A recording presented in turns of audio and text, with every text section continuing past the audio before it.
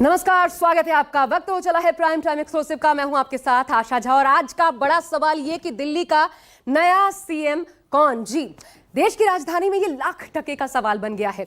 अरविंद केजरीवाल नहीं तो फिर कौन? आज अरविंद केजरीवाल ने मास्टर स्ट्रोक चला। अरविंद केजरीवाल ये दिखाना चाहते थे कि दबाव डालकर उनसे इस्तीफा नहीं दिलाया जा सकता और ऐसा करने में, ऐसा दिखाने में वो कामयाब रहे। इस्तीफा भी दिया तो तब जब वो जेल से जमानत पर बाहर आए हैं। ऐसे में उनका पद छोड़ने का फैसला मास्टर स्ट्रोक कहा जा रहा है। लेकिन सवाल यह है कि अरविंद केजरीवाल ऐसा नहीं भी करते तो उनके पास कोई और ऑप्शन बचा भी नहीं था, क्योंकि जमानत पर कोर्ट की जो शर्तें थीं, उन शर्तों में उन्हें पद पर आसीन बिना पावर वाला सीएम बना दिया था। तो आज नहीं तो कल ये फैसला होना था। अब आते हैं दूसरे सवाल पर कि केजरीवाल नहीं तो कौन। कई नाम चल रहे हैं। इनमें सबसे पहला नाम है अरविंद केजरीवाल की पत्नी सुनीता केजरीवाल का। दूसरा है आतिशी, उनका भी एक चेहरा है। इसके अलावा भी पार्टी के चेहरे पर अपने सबसे विश्वस्त के तौर पर दांव खेल सकती है। और क्यों? आज अरविंद केजरीवाल के इस मास्टर स्ट्रोक का पूरा एनालिसिस आपके सामने रखेंगे और कौन बनेगा दिल्ली का नया सीएम, देखिए खास पेशकश।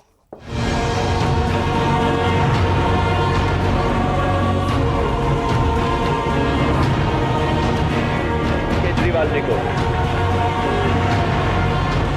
आज से 2 दिन के बाद मैं सीएम की कुर्सी से इस्तीफा देने जा रहा हूं। आज कोर्ट जितना कर सकता था, कोर्ट ने हमारे पक्ष में निर्णय लिया है, हमें बेल दे दी उन्होंने। आज मैं आपकी अदालत में आया, जनता की अदालत में आया, और जब तक आपका फैसला नहीं आएगा तब तक मैं जिम्मेदारी नहीं संभालूंगा। उनको आज से 6 महीने पहले इस्तीफा दे देना चाहिए था। दिल्ली की जनता ने 3 महीने पहले अपना फैसला आपको सुना दिया है। आम आदमी पार्टी के मुख्यालय में कार्यकर्ताओं की भीड़ थी। पार्टी के नेता और कार्यकर्ता अपने मुखिया यानी अरविंद केजरीवाल का इंतजार कर रहे थे। जब केजरीवाल मंच पर आए तो कार्यकर्ता उत्साहित हो उठे, लेकिन मंच पर आते ही केजरीवाल ने वो ऐलान कर दिया जिससे राजधानी दिल्ली की सियासत गर्मा गई। केजरीवाल ने सीएम पद से इस्तीफे का ऐलान कर दिया। भारत माता की, भारत माता की इनकलाब। 2 दिन के बाद, आज से 2 दिन के बाद मैं सीएम की कुर्सी से इस्तीफा देने जा रहा हूं और मैं तब तक सीएम की कुर्सी पे नहीं बैठूंगा जब तक जनता अपना फैसला ना सुना दे। मैं जनता के बीच में जाऊंगा, गली गली में जाऊंगा, घर घर में जाऊंगा, और जब तक जनता अपना फैसला ना सुना दे कि केजरीवाल ईमानदार है, तब तक मैं सीएम की कुर्सी के ऊपर नहीं बैठूंगा। केजरीवाल ने अपने इस्तीफे के साथ वो मास्टर स्ट्रोक चल दिया जिसके विरोधियों को उम्मीद नहीं थी। केजरीवाल ने कहा कि अब वो सीएम की कुर्सी पर तभी बैठेंगे जब जनता दोबारा उन्हें जिताकर इस कुर्सी पर बिठाएगी। साथ ही सीएम केजरीवाल ने दिल्ली चुनाव को महाराष्ट्र के चुनाव के साथ कराने की अपील भी की। फरवरी में चुनाव है। आज इस मंच से मैं मांग करता हूं कि ये चुनाव नवंबर में कराए जाएं, महाराष्ट्र के साथ कराए जाएं। जब तक चुनाव नहीं होते तब तक मेरी जगह आम आदमी पार्टी से कोई और मुख्यमंत्री बनेगा।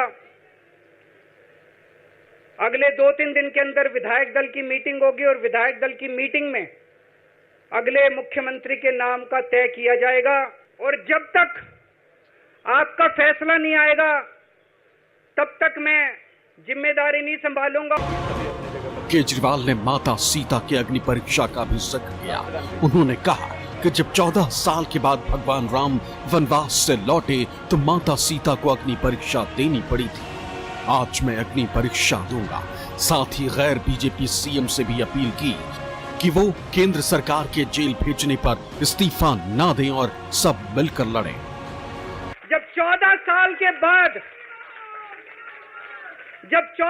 के बाद भगवान राम वनवास से लौटे, सीता मैया को अग्नि परीक्षा देनी पड़ी थी। आज मैं जेल से आया हूं, मैं अपनी अग्नि परीक्षा देने के लिए तैयार हूं। सुप्रीम कोर्ट ने पूछा है केंद्र सरकार से कि जेल के अंदर से सरकार क्यों नहीं चल सकती, तो जेल के अंदर से सरकार साबित कर दिया हमने।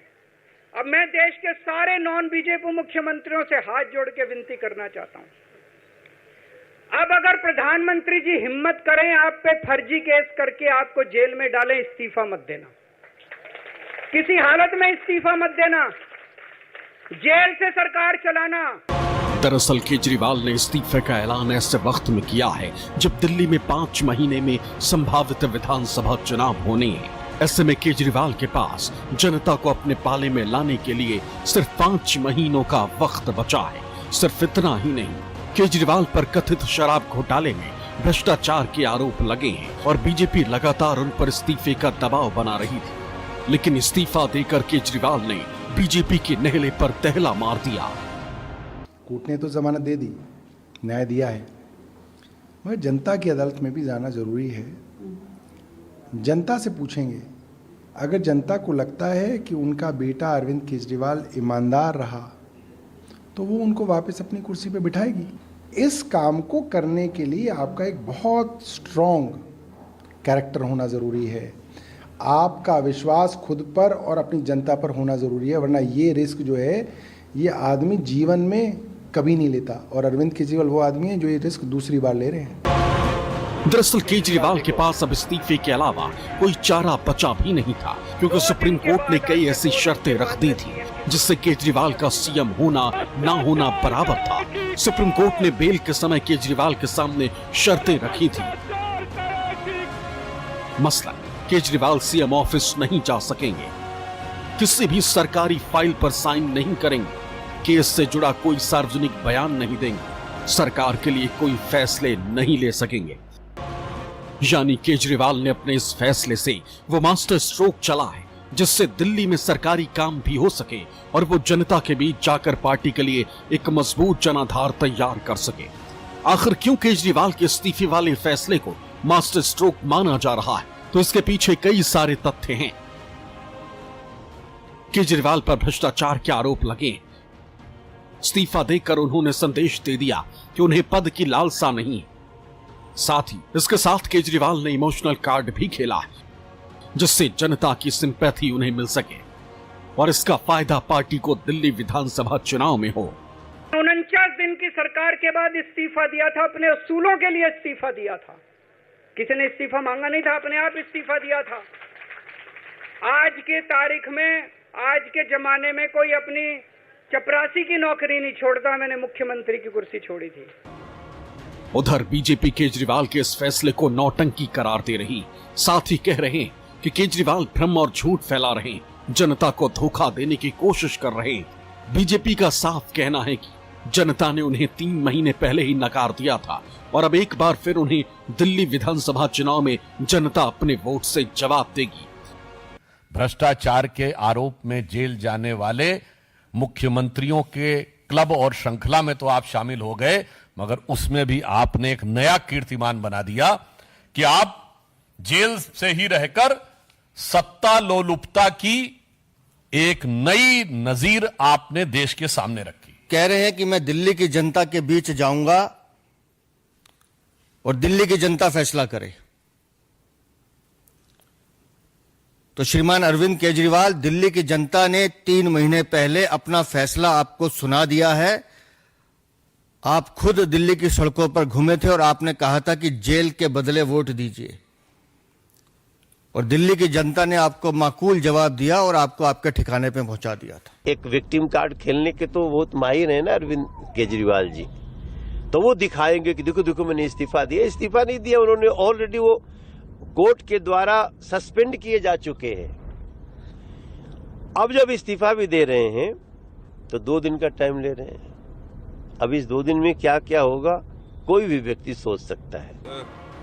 उधर कांग्रेस ने भी केजरीवाल के इस्तीफे को सिर्फ ड्रामा करार दिया। दिल्ली कांग्रेस प्रदेश अध्यक्ष देवेंद्र यादव ने इसे केजरीवाल का इमोशनल ड्रामा करार दिया। साथ ही कहा कि केजरीवाल अब एक्सपोज हो चुके हैं और उन्हें पहले ही इस्तीफा दे देना चाहिए था। 2 दिन बाद क्यों? अगर उनको इस्तीफा देना था तो मेरा तो मानना यह है कि इनको आज से 6 महीने पहले इस्तीफा दे देना चाहिए था, जब इनके ऊपर आरोप लगे थे। इनको इस्तीफा तब दे देना चाहिए था जब ये जेल गए थे। तो स्पष्ट मानना हमारा ये है कि ये अब पूरी तरीके से एक्सपोज हो चुके हैं। अब ये जो इमोशनल कार्ड खेलने की कोशिश कर रहे हैं, ये इमोशनल कार्ड अब दिल्ली की जनता इसको एक्सेप्ट करने वाली नहीं है। उधर आम आदमी पार्टी सांसद संजय सिंह ने कहा कि केजरीवाल को अपने जीवन में कभी सत्ता या पद का मोह नहीं रहा। इससे पहले भी वो अपने पदों से इस्तीफा दे चुके हैं और एक बार फिर अग्नि परीक्षा दे रहे हैं। 49 दिन की सरकार जिसमें वो 5 साल के लिए मुख्यमंत्री बने थे, सिद्धांतों की बात आई तो 49 दिन की सरकार से उन्होंने इस्तीफा दे दिया था। उन्होंने कमिश्नर के पद से इस्तीफा दिया। कोई पद का मोह अरविंद केजरीवाल को नहीं है। आज जनता के बीच में जाएंगे और वो पूछ रहे हैं कि ईमानदार है या गुनहगार केजरीवाल, ये आपको तय करना है। प्रचंड बहुमत से फिर से जीत के आएंगे, जैसे 67 और 62 सीटें पहले लेके आए। और उसका केजरीवाल आज के दौर में भारतीय राजनीति के दिग्गज नेताओं में शुमार हैं। पिछले एक दशक से दिल्ली की सत्ता पर काबिज केजरीवाल को भरोसा है कि उन्हें जनता का भरपूर समर्थन मिलेगा और इसकी वजह है उनकी सरकार की तरफ से चलाई गई योजनाएं। बिजली बिल माफी योजना, फ्री वाटर स्कीम, निजी स्कूलों पर सख्ती, हाईटेक सरकारी स्कूल, छात्रों को 10 लाख का लोन, मोहल्ला क्लिनिक, महिलाओं के लिए बस में मुफ्त यात्रा, न्यूनतम मजदूरी भी बढ़ाई। माना जाता है कि केजरीवाल सरकार की ये स्कीम्स दिल्ली की जनता के बीच बेहद लोकप्रिय रही हैं और पार्टी को इसका फायदा भी मिलता रहा है। तो दरअसल ये केजरीवाल का मास्टर स्ट्रोक क्यों कहा जा रहा है, आइए आपको समझाने की हम कोशिश करते हैं 5 पॉइंट्स के जरिए। सबसे पहली बात जो नजर आ रही है केजरीवाल के इस फैसले में, दिल्ली विधानसभा चुनाव की रणनीति का ये हिस्सा नजर आता है। कैसे देखिए, 5 महीने बाद विधानसभा के चुनाव है, जनता के बीच ज्यादा जा पाएंगे पद छोड़ने के बाद, पार्टी का जनाधार मजबूत करने पर वो उनका फोकस रहेगा। अब बड़ी बात क्या, बिना पावर सीएम नहीं रहना चाहते थे अरविंद केजरीवाल। मूल जड़ दरअसल सुप्रीम कोर्ट ने लगाई है कई पाबंदियां। कैसे, सीएम ऑफिस नहीं जा पाएंगे, सरकारी फाइल पर हस्ताक्षर नहीं करेंगे जब तक कि बहुत अनिवार्य ना हो जाए। अगला पॉइंट, आखिरी 5 महीने में हमदर्दी जुटाना, सबसे बड़ा कार्ड जिसको अरविंद केजरीवाल के लिए कहा जाता है, इमोशनल कार्ड, वो खेलना चाहते हैं। दिल्ली विधानसभा में फायदे की उम्मीद उनको दिखती है और बीजेपी को तानाशाही पार्टी करार देना, यह भी उनके एजेंडे में शामिल है। इसके अलावा देखिए चौथा पॉइंट, बीजेपी के नैतिकता के आरोपों का जवाब देंगे। बीजेपी लगातार इस्तीफा मांग रही थी, अब खुलकर बीजेपी को अरविंद केजरीवाल जवाब दे सकेंगे। इसके अलावा जनता के बीच अपनी पाक साफ छवि बनाना, कैसे, पद की लालसा नहीं है, यह संदेश इस माध्यम से वो दे रहे हैं, अपने भाषण में भी दिया। 2014 वाला फार्मूला और उसका इस्तेमाल अरविंद केजरीवाल करते दिखेंगे। यानी कि ये साफ नजर आता है कि केजरीवाल की राजनीति को जो करीब से लोग समझते हैं उनके भी अनुसार केजरीवाल हमेशा एक सिंपैथी कार्ड हाथ में रखते हैं। जो जनता के बीच अगर काम कर जाए तो फिर बल्ले बल्ले, और ये उन्हीं फैसलों में से एक फैसला है। आज केजरीवाल ने मंच से कहा भी कि कोर्ट से न्याय मिल चुका, अब जनता की अदालत से न्याय मिलने के बाद ही दिल्ली की गद्दी पर बैठूंगा।